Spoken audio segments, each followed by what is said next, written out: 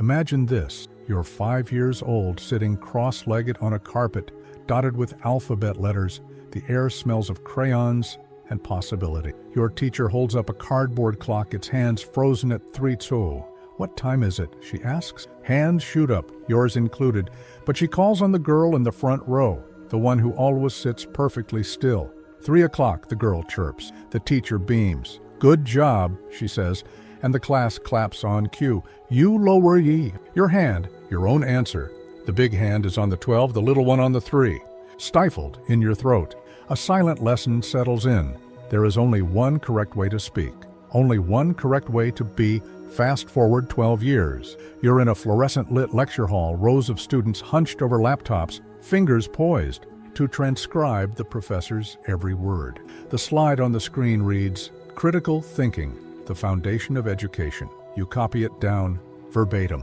No one raises a hand to ask, but how do we think critically if we're only taught to memorize? The question flickers in your mind, a match struck in a dark room, but you smother it. You've learned the rules. Raise your hand, wait your turn, give the answer they expect. Here's the unsettling paradox. Schools claim to cultivate independent minds, yet they operate like factories, stamping out uniformity. They teach algebra, grammar, and history. But why do they so rarely teach you to interrogate the systems that bind you? Why, after 13,000 hours of compulsory education, do so many struggle to think beyond multiple-choice bubbles?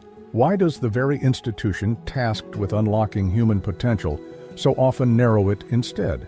Consider the evidence. A landmark NASA study found that 98% of 5-year-olds score as creative geniuses. By age 15, that number drops to 12%. By us. Adulthood? A grim 2%. What happens in those intervening years? Classrooms, grades, standardized tests, a slow, systematic erosion of the messy, nonlinear, rebellious thinking that fuels innovation. Schools reward compliance, not curiosity, repetition, not risk. You are taught to color inside lines drawn by others, to equate right answers with moral virtue, to confuse obedience with intelligence. But this is not an accident. It is design. In the 19th century, as industrialists clamored for a pliable workforce, education reformers like Horace Mann engineered schools to mimic factories. Bells dividing time into shifts, students sorted by production dates, knowledge reduced to assembly line tasks. The goal was not enlightenment, but efficiency, to mold children into good citizens who would clock in, follow orders, and not ask disruptive questions. The Prussian model of education, adopted en masse by Western nations, was explicit. In its aims, the student must learn to obey, to renounce his own will. Yet here you are, decades later, in a world that glorifies disruption and innovation, still trapped in the same archaic machinery. You sit through lectures on Socrates' question everything ethos while being penalized for challenging a grading rubric. You're told to think outside the box while desks remain bolted to the floor. The cognitive dissonance is deafening. Why does education so often feel less like liberation and more like programming? The question gnaws because it forces a reckoning with your own mind. How many of your thoughts are truly yours? How often have you censored an idea, not because it lacked merit, but because it deviated from the script? When you raise your hand now, in meetings, in relationships, in the quiet of your own skull, are you still waiting for permission to speak? This is the great silence at the heart of modern education. It's not that schools fail to teach thinking, it's that they teach a kind of thinking, one that prizes compliance over creativity, safety over originality, the herd over the self. The evidence is everywhere, in the surge of adults who panic at open-ended questions, in the epidemic of imposter syndrome among high achievers who've mastered rule-following but not self-trust, in the eerie comfort so many find in authoritarian rhetoric that mirrors the paternalistic structures of their schooling. But what if this obedience is not innate? What if it's cultivated, a harvest reaped from seeds planted in those early years of raised hands and gold stars? And what if, buried beneath layers of conditioning, your capacity for true autonomy still smolders? The clock on the wall ticks. The professor drones on. Somewhere, a 5-year-old points to a cloud and says, "That's a dragon." Their teacher replies, "No, that's cumulus. Sit down. The system is working exactly as intended, but you're beginning to see the cracks in the machine." You wake to the sound of bells, not church bells, but the shrill mechanized clang of a school alarm. For decades, you've internalized its rhythm: obey, perform, repeat. But beneath this Pavlovian conditioning lies a darker truth. The system's obsession with control is not merely bureaucratic, it is existential. It thrives because it exploits the deepest fissures in human nature. To understand why, we must descend into the labyrinth of the psyche. Carl Jung warned of the shadow, the part of ourselves we bury to fit societal molds. Schools, far from nurturing individuality, act as shadow factories. A child's raw curiosity, their why and what if, is labeled disruption, sanded down into palatable multiple-choice compliance. Nietzsche saw this centuries earlier. "All education is fear-driven," he wrote. "We teach children to want their own chains." The classroom becomes a battleground where authenticity is sacrificed to the herd instinct, where the terror of exclusion outweighs the courage to think differently. But why would society conspire against its own potential? Arthur Schopenhauer's Will to Power offers a clue. Institutions, like living organisms, seek self-preservation.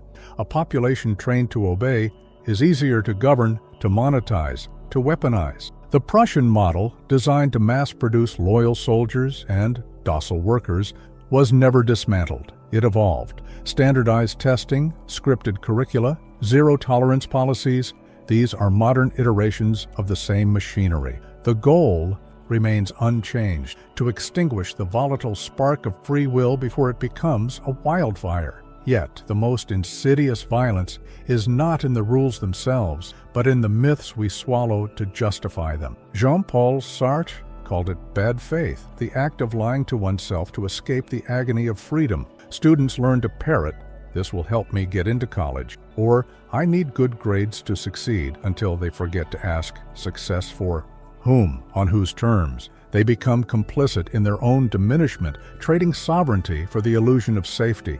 Huxley's Brave New World looms here, not as dystopian fiction, but as prophecy. A really efficient totalitarian state would be one in which the political bosses and their managers control a population of slaves who do not have to be coerced because they love their servitude. The psychological mechanisms are devilishly precise. Cognitive dissonance ensures that the child punished for questioning a teacher's authority grows into an adult who distrusts their own intuition. Operant conditioning, gold stars for compliance, red marks for defiance, rewires the brain to crave external validation over intrinsic truth. Even the architecture of schools mirrors panopticons, those circular prisons designed to make inmates feel perpetually watched. Foucault dissected this in Discipline and Punish. Visibility is a trap. The student learns to self-censor, to internalize the gaze of an invisible warden. But the roots dig deeper than policy or pedagogy. They tap into humanity's primordial fears. Viktor Frankl, surviving the Holocaust, observed that those who retained meaning amid unimaginable horror did so by clinging to inner freedom. Yet modern education inverts Frankl's lesson. It strips away meaning, replacing it with hollow achievement. Students are taught to measure their worth in GPAs and LinkedIn endorsements, numbing the ache of existential purpose with the morphine of productivity. The result? A generation fluent in algorithms but illiterate in selfhood. Herein lies the tragic irony. The system justifies itself as a gateway to the real world, yet it is the real world that suffers most from its conveyor belt minds. Corporations lament employees who can't innovate. Democracies buckle under polarized masses who can't think critically. Mental health crises skyrocket among those who've mastered jumping through hoops but not navigating their own souls. The problem is not that schools fail to prepare us for life. It's that they prepare us too well for a life of spiritual surrender. And still, the machinery accelerates. Technology, once hailed as a liberator, now tightens the grip. Algorithms feed students pre-chewed answers, reducing curiosity to a click. Surveillance software monitors keystrokes, ensuring no thought strays beyond the sanctioned syllabus. Even the push for STEM over humanities, a trend lauded as progress, carries the stench of utilitarianism. Schopenhauer's warning echoes: reduce philosophy to a tool, and you reduce humanity to a machine. But wait, do not mistake this for inevitability. These forces hold power only because we mistake their walls for the horizon. The classroom's hidden curriculum, obey, consume, conform, is not natural law. It is a story written by fear and passed down through generations. Stories can be rewritten. The question is, what happens when the spell breaks? When the straight A student realizes their accolades are shackles. When the quiet rebel in the back row stops asking, "What do you want me to say?" and starts demanding, "What do I believe?" The answer lies in the storm beneath the surface, a storm we must now name. You sit in an open-plan office, fingers hovering over a keyboard, tasked with innovating within a drop-down menu of pre-approved options. A notification flashes, "Reminder, annual compliance training due." Down the hall, your manager pastes a motivational poster to the wall. "Think different," in sleek, corporate-friendly font. You laugh, but it's a hollow sound. The irony is almost poetic. A world demanding creativity while shackling it to spreadsheets. A society that worships disruption, yet punishes deviance. This is no coincidence. It is the harvest of seeds planted decades earlier in classrooms, where curiosity was graded, filtered, and sterilized. The consequences are everywhere, but they wear disguises. Take the illusion of choice. Neurologically, your brain has been primed to confuse safety with freedom. Studies show that adults who experienced rigid educational structures exhibit heightened activity in the amygdala, the brain's fear center, when faced with ambiguous problems. You've been trained to perceive open-ended questions as threats, not opportunities. So you cling to binaries, right or wrong, pass or fail, employed or unemployable. This is why revolutions die in committee meeting, why climate summits yield toothless pledges, why you'll spend hours debating which Netflix show to watch, but seconds questioning the systems that drain your life of meaning. Cognitive biases, those invisible puppeteers, pull your strings. Consider the authority bias. A groundbreaking 2022 study found that 73% of adults, when presented with conflicting information, default to trusting institutional sources over their own reasoning, even when the institutions have a documented history of deception. You scroll past headlines muttering, "They wouldn't lie," because schools conditioned you to equate credentials with truth. Confirmation bias thrives in this vacuum. Social media algorithms feed you recycled dogma, and you click like, not because you agree, but because recognition feels like oxygen. Meanwhile, learned helplessness manifests as a shrug. "What can I do? I'm just one person." A phrase that reeks of classrooms where your voice was graded, not heard. But the true horror lies in the erosion of metacognition, the ability to think about thinking. Brain scans reveal that students subjected to standardized testing show decreased activity in the prefrontal cortex, the region responsible for critical analysis, and heightened dependence on the basal ganglia, responsible for habitual behavior. Translation: you don't just obey, you crave obedience. It's why you feel phantom guilt when skipping a daily ritual, why productivity porn addicts you to hustle culture, why you'd rather die than risk the vulnerability of an original thought. Your mind, once a labyrinth of possibilities, becomes a IKEA manual, prefab, linear, sterile. Culturally, the fallout is apocalyptic. Political discourse disintegrates into tribal screaming, not because humans are inherently divisive, but because we've lost the tools to navigate nuance. Schools taught us to debate with canned talking points, not to listen. Relationships fracture under the weight of unspoken scripts. You demand your partner communicate better, but recoil when their truth challenges your own. Even spirituality is commodified. Mindfulness apps monetize your existential dread, selling enlightenment in 10-minute daily sessions and the silenced self. The child who wrote poems about black holes now files TPS reports. The teenager who questioned authority now gaslights their own anxiety. Stop overreacting. Follow the process. Psychologists identify a surge in anhedonia, the inability to feel joy, not among the destitute, but among the successful. High achievers drown in luxury, clutching diplomas like crucifixes, whispering, "Is this all?" Because they were never taught to want anything beyond external validation. Schools didn't just fail to nurture purpose, they severed your tether. To it, the data chills. A 2023 meta-analysis linked rigid schooling systems to a 40% increase in midlife crisis severity. Another study found that nations with the highest standardized test scores also lead in antidepressant consumption. The lesson? Compliance is a slow-acting poison. You've been gaslit by a system that pathologizes the very traits it claims to value. When students rebel, daydreaming, questioning, refusing to sit still, they're diagnosed with attention deficits and medicated into submission. The message is clear. Your humanity is a glitch, yet the most sinister consequence is one you can't see, the theft of not just hours lost memorizing state capitals, but the cumulative weight of deferred selfhood. Neurons that fire together, wire together. Each time you silenced a question, a neural pathway atrophied. By adulthood, your creativity isn't dormant, it's entombed. The French philosopher Gaston Bachelard wrote, "The world is a poem buried in a secret code, but you've been handed a decoder ring that only works for shopping lists." And so, the clock ticks, the planet burns, algorithms radicalize, you swipe, click, and consume, haunted by a vague sense of something missing. Schools promised to prepare you for the future, but they trapped you in a perpetual present, a hamster wheel of deadlines and dopamine hits. The philosopher Byung-Chul Han calls it the hell of sameness, a world where difference is pathologized, where dissent is filtered, where you're free to choose any identity as long as it's marketable. But here's the rupture. The same studies that diagnose our crisis also hint at rebellion. Neuroplasticity proves that brains can rewire.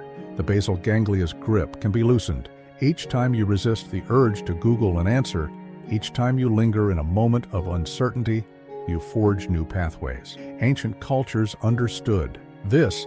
Initiation rites forced adolescents into the wilderness to confront chaos and return whole. Modernity offers no such rite.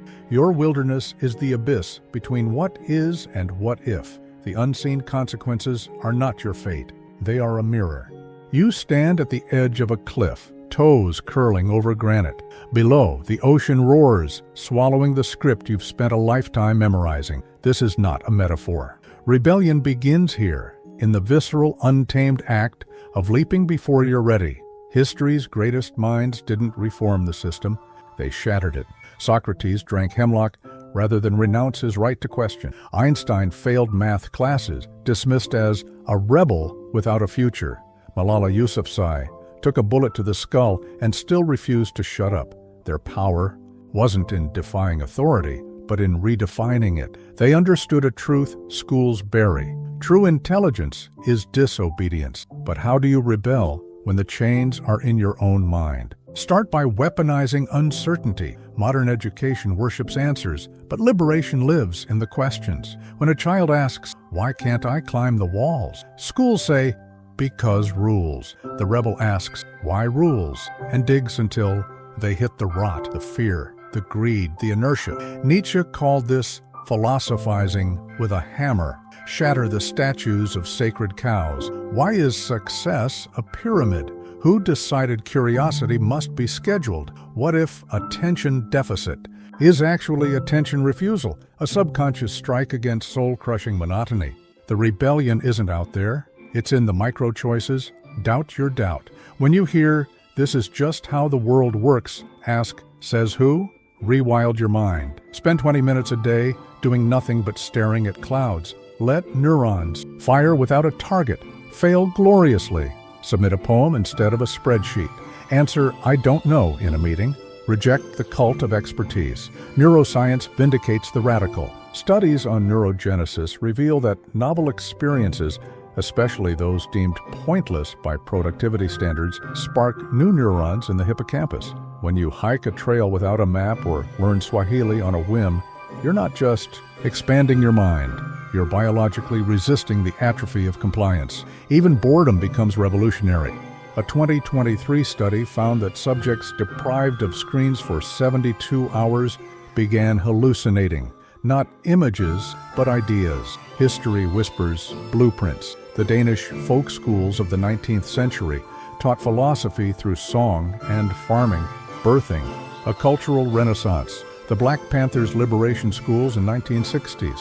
America armed children with law texts and African history, not standardized tests. Sudbury Valley School students, unsupervised, ungraded, grow into adults who outperform Ivy Leaguers in adaptability and life satisfaction. These models share a creed: trust chaos. Let education be a jungle, not a zoo. Yet the system will retaliate. It will label you unrealistic, naive, even dangerous. This is its death rattle.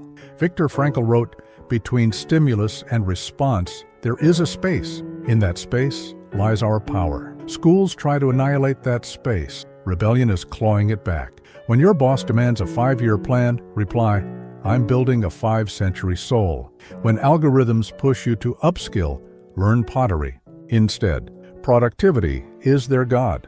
Make meaning yours. The most subversive act? Redefine intelligence. Indigenous cultures measure wisdom by how well you listen to the wind. Philosophers gauge it by how deeply you doubt.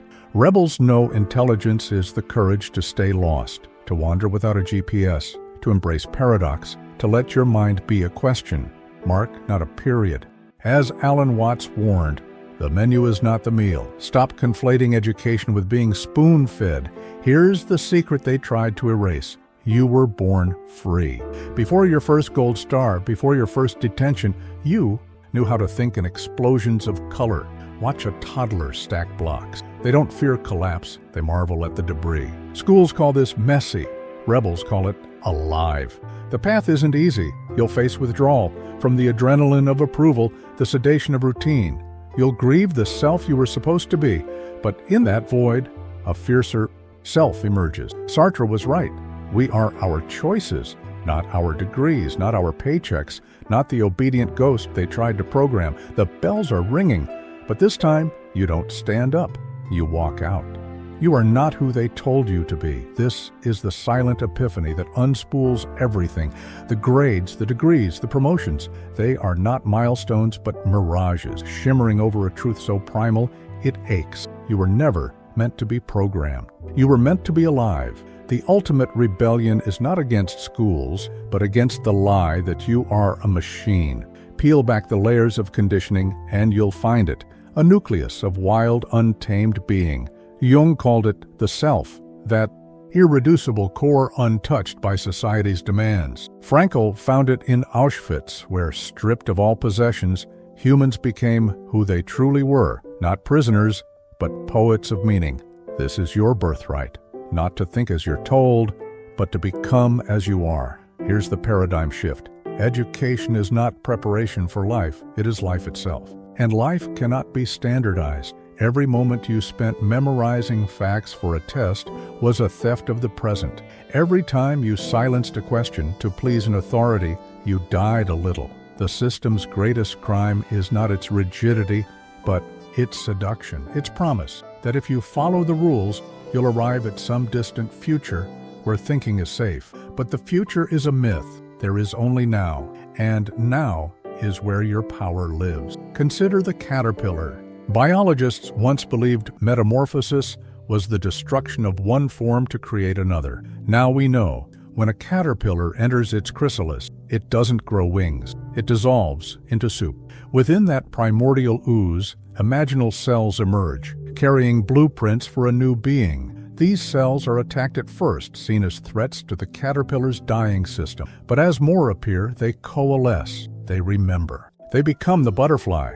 You are that soup. Your years of schooling were not a failure, but a necessary dissolution. The doubts, the rage, the gnawing sense of, is this all? These are your imaginal cells. They are not flaws to fix, but signals to transform. The system attacks them because it fears what they herald, a self that cannot be controlled, a mind that cannot be caged. The evidence was there all along.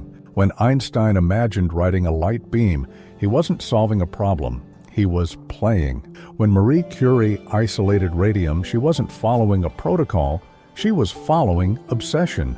Every breakthrough in art, science, and human rights began as a naive question from someone who refused to forget their primordial soup.